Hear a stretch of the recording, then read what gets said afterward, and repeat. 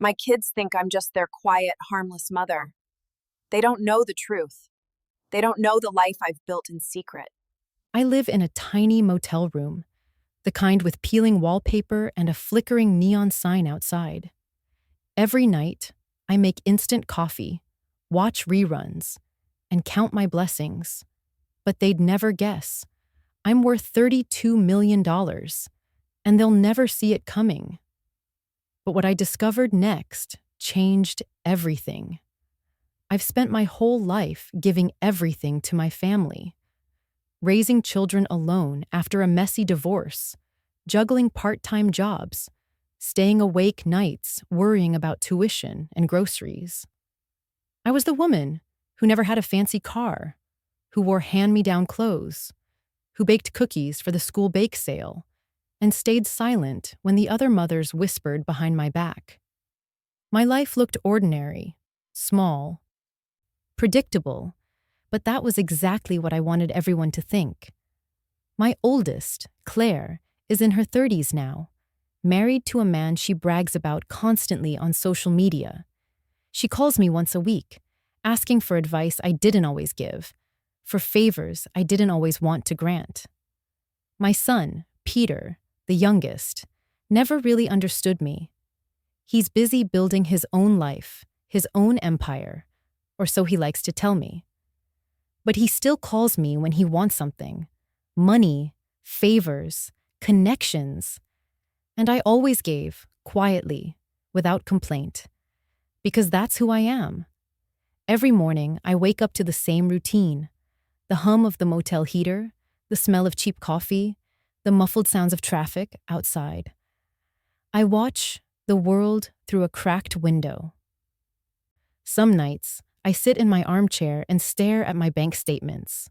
$32 million, quietly amassed. Every investment, every property, every smart decision tucked away where no one could touch it, or even know it existed. It's funny. They think I'm poor, that I struggle, that I live a life of frugality and insignificance. And they're wrong. So very wrong. But for years, I played the part. I was the invisible mother, the grandmother they'd forgotten existed. At birthdays, I sat in the corner, smiled when they cheered, handed out presents, and stayed silent when they sneered. I learned early on that people only respect what they fear or what they envy. And if they think you have nothing, they underestimate you completely. Still, cracks began to show. Claire started calling more frequently, her voice laced with subtle irritation when I refused her requests. Peter stopped visiting altogether, citing work and life getting in the way. The divorce left scars I never fully healed, and somehow, my children grew up thinking that because I struggled, I had nothing to offer. They never saw the sacrifices, the sleepless nights, the clever decisions that quietly shaped my future. I remember the day it all started to feel wrong. Claire had called me, her voice sharp. "Mom, why don't you just help me out? I need the down payment for the house." I paused, pretending to think. "Claire," I said slowly, "I've got a few things saved, but I'm not sure it's wise to lend money right now." She laughed cruelly. "You never change, do you? You always play the martyr." I didn't say anything. I hung up, my hand trembling. It wasn't just the money. It was the disrespect. The assumption that I had nothing. The subtle dismissal of everything I'd done for them. That night, I sat in the dark, staring at my old motel carpet. My life had been small, careful, controlled, and yet I had built something enormous, something they couldn't even imagine.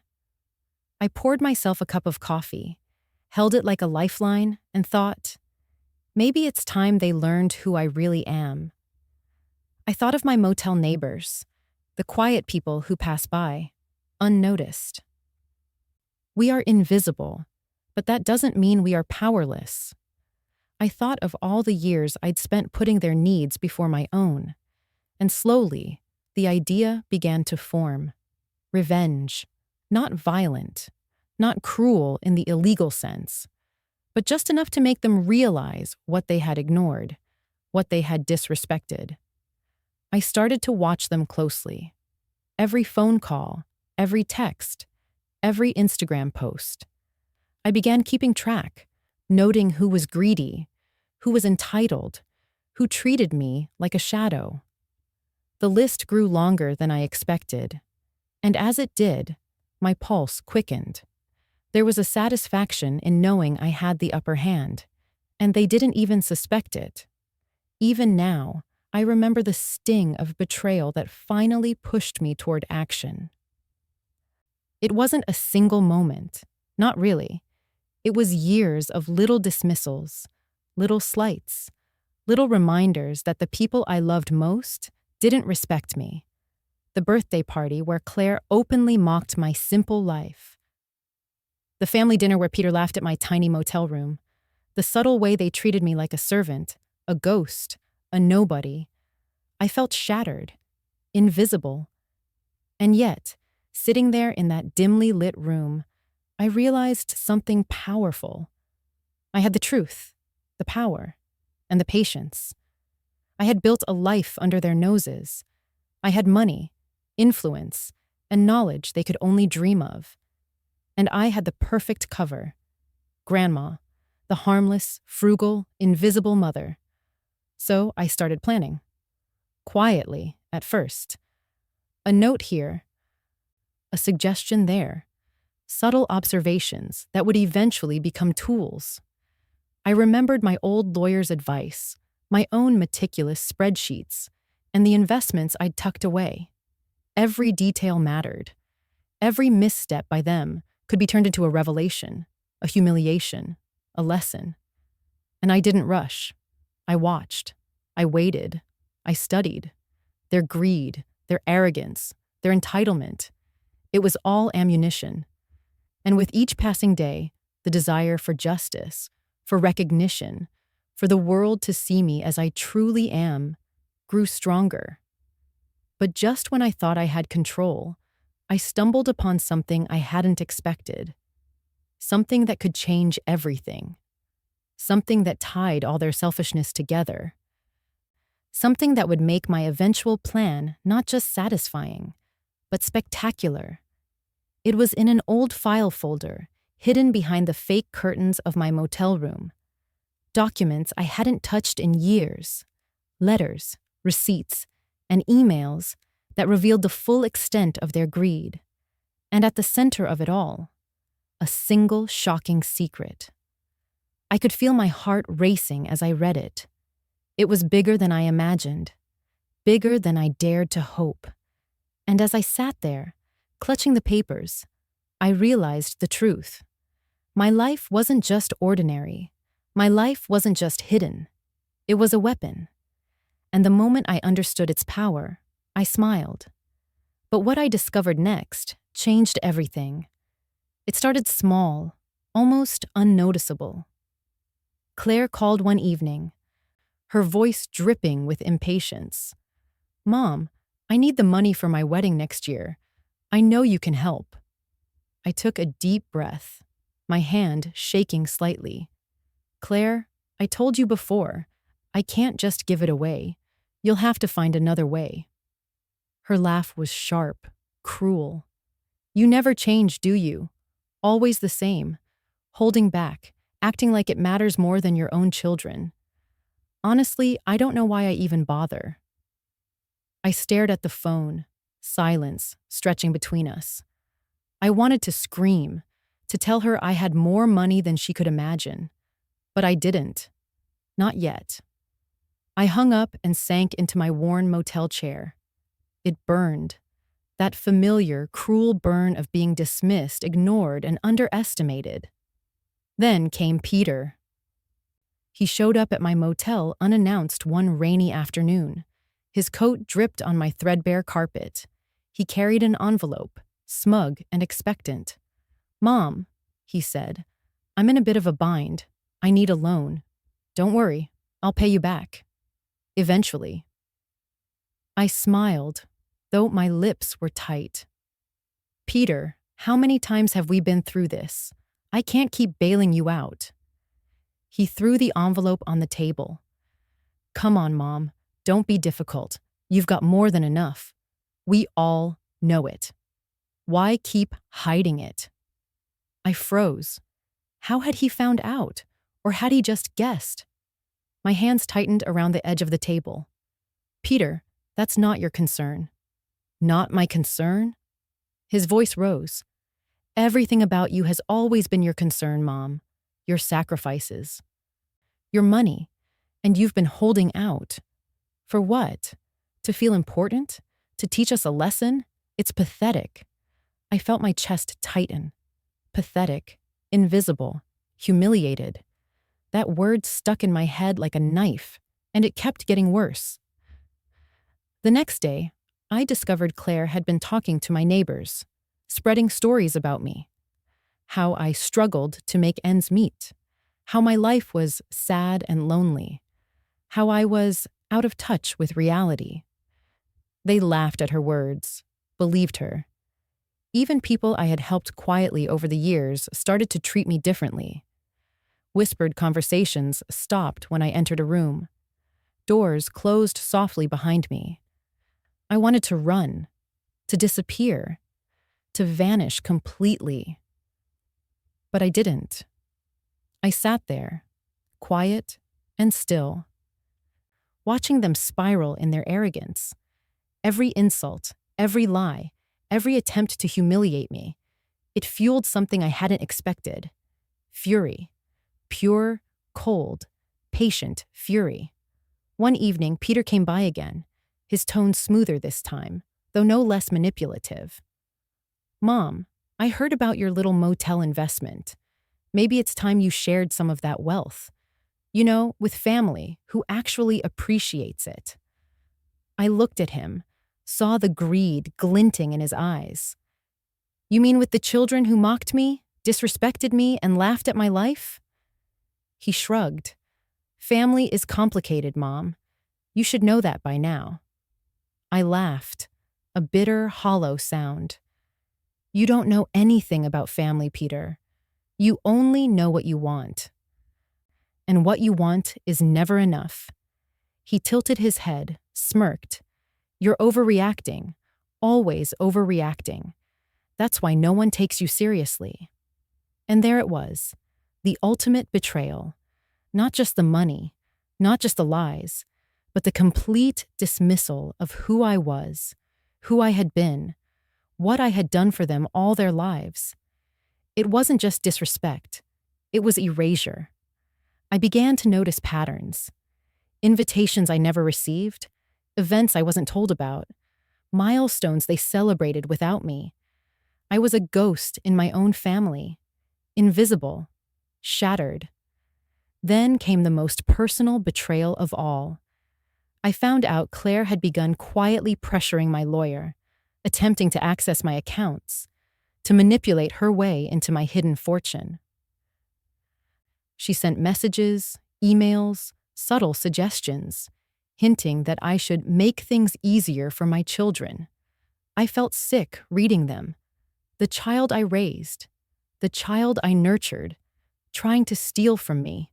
How had it come to this? How had love twisted into greed and entitlement? I confronted Claire over the phone. I know what you've been trying to do, I said, my voice cold. There was a pause. Then she laughed, cruel and careless. Oh, Mom, you really think you're clever, don't you? Hiding all that money? Don't worry, you'll slip up. Everyone always does. I'll just wait. Patiently. I hung up, trembling. Anger coiling in my chest like a living thing. I couldn't believe what I was hearing.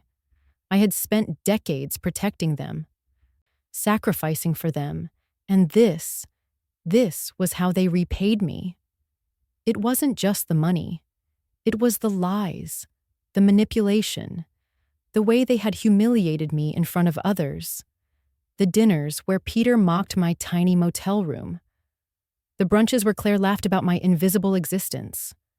Each word, each sneer, each cold look, layered betrayal that cut deeper than any knife. I began to see their true faces. Claire, arrogant and entitled, thinking life owed her everything. Peter, sly and manipulative, thinking he could take whatever he wanted. And both of them, blind to the fact that I had the power all along. I retreated to my motel room one evening, rain hammering against the windows. My hands shaking as I held the letters from Claire's lawyer. She had begun gathering information, trying to force my hand. The audacity, the cruelty, and then the breaking point came. A phone call from a neighbor, whispered and horrified. "I don't know how to tell you this, but Claire told everyone at the community meeting about your investments. She said you're worth millions." I froze. My chest tightened. The world I had hidden so carefully, the secret I had protected so fiercely, was now exposed. My children had torn the veil off my life, and they hadn't even realized the magnitude of their recklessness. I felt humiliated, furious, shattered. How could they betray me like this? How could they betray their own mother? And yet, beneath the despair, a seed had been planted. The fury was growing, patient and careful. They had made mistakes. They had shown their true colors. And I had everything I needed to respond. But I couldn't act yet. Not too soon. I needed a plan, a way to turn their greed, their arrogance, their betrayal into a lesson they would never forget. I looked out the window of my motel room at the neon sign flickering in the rain, and for the first time in years, a slow, dangerous smile crept across my face. They thought they had won. They thought they had humiliated me completely. They were wrong. I had never felt so small. Sitting alone in my motel room, the rain tapping a frantic rhythm against the windows. I stared at the floor and let the despair wash over me. Every betrayal, every sneer, every manipulation hit me all at once. I was invisible, humiliated, forgotten. And yet, somewhere deep inside, I could feel a spark, a small, stubborn ember of defiance refusing to die. I had given everything to these people, years of my life, endless nights worrying, silent sacrifices no one acknowledged. And they had spat on it. Claire laughing in front of everyone about my tiny motel life. Peter smirking as he tried to worm his way into my finances.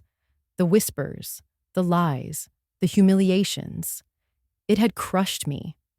I slid into my armchair, my hands shaking as I opened a drawer I rarely touched. It was full of old files, letters, and documents I had collected over decades. Bills, receipts, old bank statements, things I had tucked away for someday, thinking perhaps I would never need them. But tonight they became my lifeline. I sifted through the papers, my eyes catching the familiar handwriting on the envelopes. Tax records, investment statements, property deeds, all carefully hidden from the world. And then I found it. A folder, thick and dusty, labeled, simply Grandma's Secret. My heart raced as I opened it. Inside were documents I had almost forgotten existed. Legal contracts, investment portfolios, trusts, letters from my old lawyer confirming transfers, acquisitions, and a lifetime of strategic financial decisions. I had quietly built a fortune, brick by brick, without ever boasting, without ever letting anyone know. $32 million. And they had no idea. I leaned back in my chair, disbelief and exhilaration mixing in my chest. All this time, they had thought I had nothing. They had treated me like a shadow, a nobody.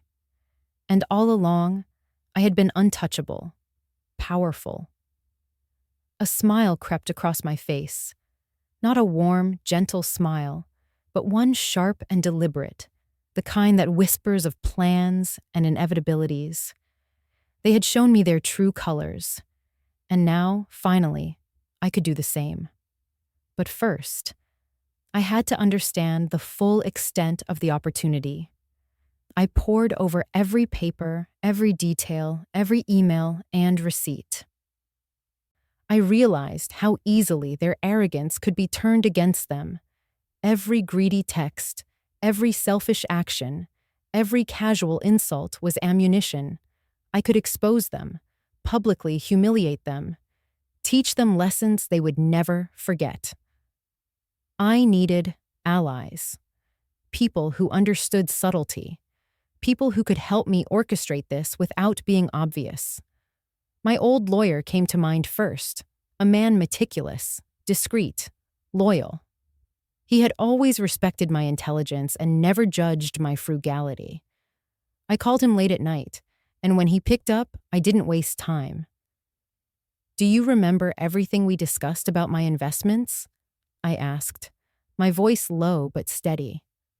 "Of course," he replied, a trace of curiosity in his tone. "Why? Has something happened?" "I need help," I said. "Not for money, not yet, but to make sure those who've betrayed me finally see the truth, and that they regret it." He was silent for a moment, processing. "You're serious?" "Completely," I said. "It's time." The call ended, and I felt a thrill I hadn't felt in years. Someone believed in my plan. Someone would help me execute it carefully and deliberately. This was no longer desperation. It was strategy. Over the next few days, I began preparing. I watched my children carefully, noting their routines, their habits, the ways they underestimated me. Claire, always flaunting her lifestyle, posting endlessly about her successes and purchases. Peter, always charming, always calculating, thinking he could charm anyone into giving him what he wanted. Both arrogant, both blind, perfect targets. I made small adjustments to my daily life to test them. A casual mention of a new opportunity I supposedly had. A whispered suggestion that I might be selling the motel property. Little things that baited them, watching how quickly greed would take hold. And as expected, they fell right into it. I began collecting evidence of their greed and arrogance. Emails, voicemails, subtle recordings of conversations. Not illegal, nothing that could get me in trouble, but enough to reveal their true selves to the world if I chose. Each piece was a puzzle, a step closer to the ultimate plan. One evening, I sat with a cup of tea, looking out at the flickering neon light outside my window. Rain streaked the glass, and I felt an odd calm settle over me. I had been crushed, humiliated, betrayed, but now I was ready. Every humiliation they had inflicted became a seed for their eventual downfall. Every cruel word, every smirk, every attempt to belittle me, it would all come back to them in a way they could never anticipate. And then, almost by accident, I found something even better. A mistake Claire had made years ago, quietly recorded in one of the old folders. Something minor, something no one had noticed. But if exposed, it would humiliate her publicly. Peter had left digital footprints that revealed a hidden pattern of manipulation. I realized that with patience, timing, and strategy, I could turn their own actions into their undoing. The excitement coursed through me, a dangerous, exhilarating thrill. I had hit rock bottom, yes. I had felt invisible and humiliated. But the turning point, the realization that I held the power, that I had the tools to rewrite everything, was intoxicating. I could almost hear the moment their faces would change when they finally understood that Grandma, the quiet, invisible mother, was untouchable. I started outlining my plan quietly in my notebook, a simple sequence of steps that could unfold naturally, subtly, and dramatically. The plan required patience, timing, precision, and it would take weeks, maybe months, but I didn't care. I had all the time in the world. They had underestimated me for decades. Now I would make them pay, not with violence, not with cruelty, but with the one thing they truly feared: exposure and humiliation. I closed the notebook, took a deep breath, and allowed myself a smile. The seed of revenge had been planted. The storm was coming, and they had no idea. For the first time in years, I felt truly alive. I began quietly, the way a storm gathers over the horizon before it breaks. Every action calculated, every word deliberate. My children had spent years underestimating me. They had mocked me, humiliated me, taken me for granted. Now it was my turn. The first step was subtle. A casual phone call to Claire, mentioning an exciting investment opportunity I supposedly wanted to liquidate. "Mom, what's this about?" she asked, her voice betraying greed. "Oh, just a little project I've been nurturing," I said, calm as glass. "It's very valuable, very sensitive, only for trusted eyes." Her curiosity and her entitlement was immediate. She pressed for details, for insider knowledge, for access. I offered none, but I let her hear the right words, enough to make her think she was in control, enough to make her move too quickly. Peter, of course, fell into the same trap. A chance comment about a property under my name sparked hours of frantic calculations on his part. He thought he could charm me, manipulate me, gain advantage. He didn't realize I was 10 steps ahead. I started releasing small hints to the world, anonymously. A mention of my wealth in a local community group, a slight tip-off about my upcoming philanthropic projects. Words spread, quiet but deliberate. Soon, whispers of Grandma's fortune reached ears she had long dismissed, and the reactions were priceless. Claire was the first to make a move that exposed her. She called friends, her husband, her colleagues, all trying to get a sneak peek into my finances. She bragged about it, flaunted it, confident she could control the situation. But she didn't know I had arranged everything, so every communication she made would eventually come back into public view. Peter, meanwhile, tried to smooth things over, thinking charm could diffuse the situation. He sent polite emails to my lawyer, subtle inquiries, hints of bribery disguised as helpful advice. He had no idea the lawyer was on my side, documenting everything, preparing it for the perfect moment. The first strike came at a family gathering, orchestrated quietly. Claire had invited herself to a dinner I had been asked to attend. She arrived, confident and smug, wearing her expensive dress, talking loudly about investments, about my small life, and what she assumed she could take from me. I let her talk. I smiled, nodded, and took careful notes. Every word, every laugh at my expense, every slip of greed. And then came the reveal. Not all at once, but in small, precise doses. A local newsletter, innocently curious about the quiet woman who lives in the motel but seems unusually confident, ran a story about my investments, properties, and the fortune I had quietly amassed. It wasn't sensationalized, just the facts, enough to make the community gasp. Claire's face turned pale the moment she read it. Peter's eyes widened in disbelief. They had bragged, manipulated, schemed, and the world now knew the truth. But I didn't stop there. I had prepared a little surprise for the social media age. Subtle posts, anonymous tips, and carefully curated hints exposed their arrogance, their manipulation, their greed. Videos they thought were private, emails they assumed deleted, all carefully orchestrated to show the world their true nature, and they couldn't hide. Claire called me, frantic. "Mom, what did you do? How did this happen?" I sipped my tea calmly. "I didn't do anything. I just existed. You and Peter did all the work yourselves." "You'll regret this," she spat, fury boiling in her voice. "I doubt it," I said, soft and serene. "You've taught me everything I needed to know, and now everyone else will see it, too." Peter tried to argue, to reason, to plead.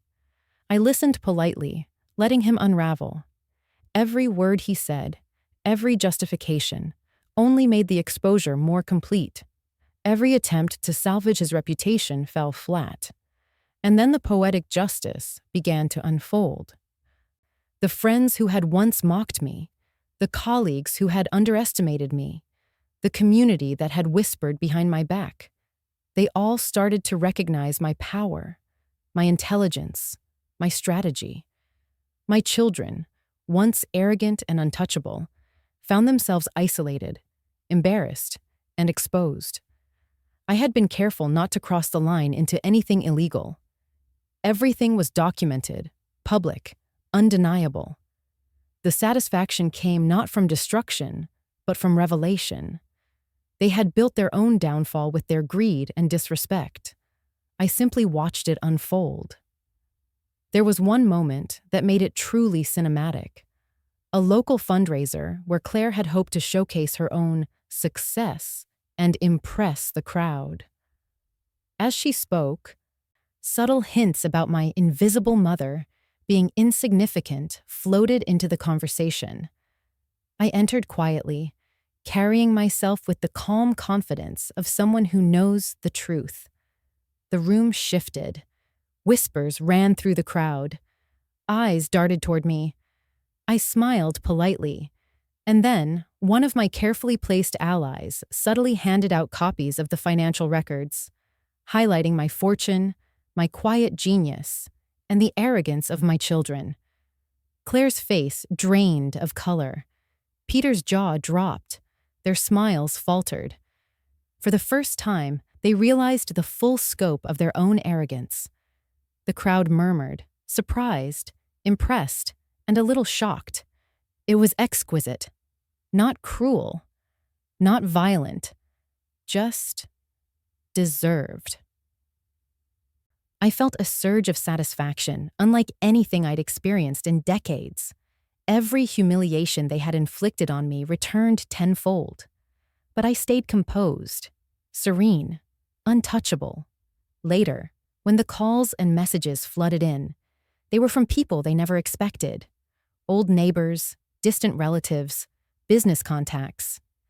Everyone had finally seen what I had built. Everyone recognized my intelligence, my patience, my resilience. And my children? They had no words, no excuses, no clever strategies left. Just shame, embarrassment, and the bitter taste of knowing their own actions had sealed their fate. I sat in my motel room that night, rain streaking the windows, neon light flickering across the carpet. I felt victorious. Yes, but more than that, I felt free. Free from the humiliation, free from the betrayal, free from the invisible life they had forced me to live. I knew they would never forget this. Claire, Peter, everyone. They would carry the lesson with them forever. Never underestimate the quiet ones, the patient ones, the people you dismiss as powerless. And as I sipped my tea, smiling softly to myself, I realized something. Revenge isn't about cruelty. It's about justice, recognition, seeing the world finally acknowledge the truth. And in that, I had triumphed. For the first time in decades, I felt truly alive. The motel room feels different now, brighter somehow. Not because of the flickering neon outside, not because of the hum of the heater, but because I feel different. I walk through the small space, pick up a teacup, and notice the dust I never bothered to wipe. It doesn't matter. Nothing here matters, because I finally know my worth. The world has changed. My children have changed. Not for the better, necessarily, but the balance has shifted. Where once I was invisible, underestimated, and dismissed, now I am respected. Feared even, in the quiet way that comes with truth. They cannot erase me anymore. Claire doesn't call anymore. Not for favors, not for advice, not for any of the little manipulations she used to try. I imagine her in her perfect little house, realizing that no amount of scheming or pleading could undo the exposure. She must feel it, the shame, the emptiness of realizing the one person she thought powerless was untouchable all along. Peter, too, has learned the hard way. I don't speak to him often, though I see glimpses of his regret in the careful tone of emails he sends, begging, explaining, justifying. None of it matters. He has seen the truth, and it stings. I take my mornings slowly now. I sit with a fresh cup of coffee, watch the sun rise, feel the quiet hum of life around me. No one disturbs me. No one mocks me. The motel feels like home in a way it never did before, not because it is luxurious or grand, but because it is mine, and I am finally free. I even smile when I think about my secret fortune. $32 million, quietly earned, quietly protected. I spend some of it, yes, but only for things that matter to me. Small luxuries, travel, helping neighbors in need, supporting causes I care about. And I do it without the glare of judgment or entitlement from people who once thought they could take it from me. One evening, I walk outside, feel the cool air against my face. The neon sign hums, the cars pass, life goes on. I think about the moment it all changed, when I realized that my children's arrogance and greed had given me the opportunity to teach them a lesson they would never forget. The thrill of that victory is still with me, but it has softened into something deeper: satisfaction, contentment, peace. I remember sitting in that same armchair weeks ago, trembling, furious, humiliated, thinking my life had been wasted. And now, here I am, stronger, confident, respected. I have taken what was once a quiet existence and turned it into a testament to patience, intelligence, and perseverance. People treat me differently now, even strangers. Neighbors greet me with a little more respect. Friends smile knowingly, as if they've finally seen the real me. The community that once dismissed me whispers now, curiosity and admiration mingling in their voices. They know the story, the truth, the quiet triumph of the woman they never noticed. I allow myself small joys that I never permitted before. I take long walks in the mornings, explore the city, enjoy quiet afternoons with books I've longed to read, indulge in little luxuries that I once denied myself for the sake of my children's comfort. Every small pleasure is a quiet celebration of my independence, my agency, my strength. And yet, I am careful. I do not flaunt. I do not boast. This is not about revenge anymore. This is about living fully, unapologetically, on my own terms. I smile at the irony. Those who tried to diminish me have only helped me rise higher, faster, stronger. One night, I sit with my tea, staring at the neon glow on the motel walls, thinking of the moment Peter finally understood what he had lost. The arrogance drained from his face. The smirk vanished. That's when I whispered to myself, and softly, almost in awe. And that was the day he realized he'd lost everything. It was a sweet, quiet victory, one that needed no applause, no celebration, just the recognition of truth. I had spent a lifetime underestimated, and now I was untouchable. I had taken the power they tried to steal from me and wielded it with precision, intelligence, and grace. My parents, who once worried about me endlessly, who never understood the quiet life I had chosen, now call every week. I don't answer, not because I'm cruel, but because I am finally free to live without interference, without judgment, without expectation. I smile at the thought. Now, my parents call me every week, but I never answer. And that is enough. I am no longer invisible. I am no longer underestimated. I am no longer humiliated. The motel walls, the flickering lights, the cheap furniture, they all serve as reminders of the life I built with patience, strategy, and unyielding determination. I am home, in the truest sense of the word. Sometimes I think back to the moments that broke me, the sneers, the lies, the casual dismissals that cut deeper than I could have imagined. And I realize they were necessary. Without them, I wouldn't have had the clarity, the perspective, or the fire to claim what was mine. Without betrayal, there would have been no story. Without humiliation, no revenge. Without invisibility, no revelation. Now, I live quietly, fully, freely. And the world knows my name in ways my children never expected.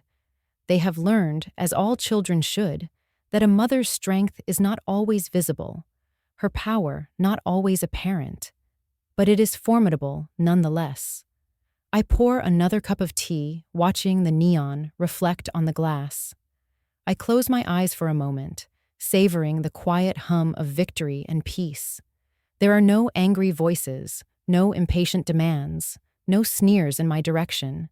Just me, just my life, just the satisfaction of a truth finally revealed, a justice finally served.